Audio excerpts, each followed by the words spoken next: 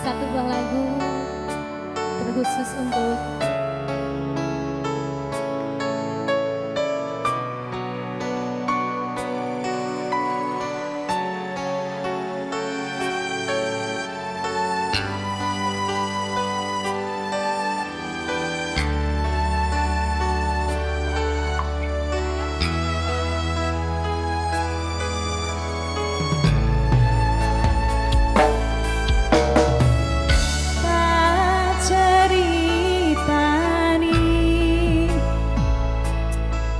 cerita sing paling nglarani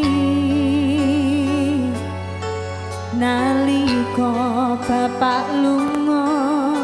ninggalke keluarga nelongso nanging kudu tak terima sing gawe tambah lara wong tuwa ana kaya ora ana endi kasih sayange sing kaya cah liyane bapak ibu bingung dhewe-dhewe yen pancen kudu pisahan aja nganti anak dadi korban berjuang ning dalan dhewean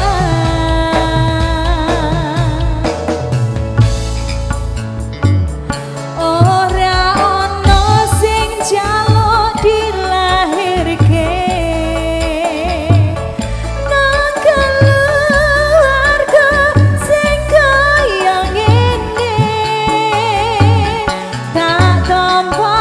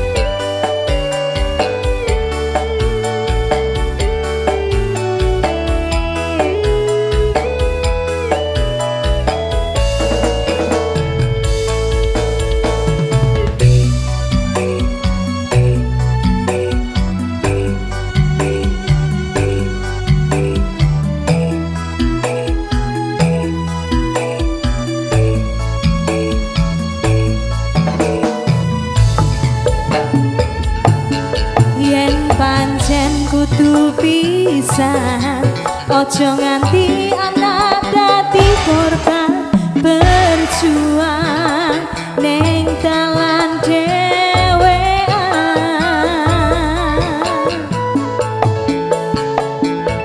ora ana sing njaluk dilahirke nang keluarga sing kaya ngene tak tampa apa-apane kabeh kahanane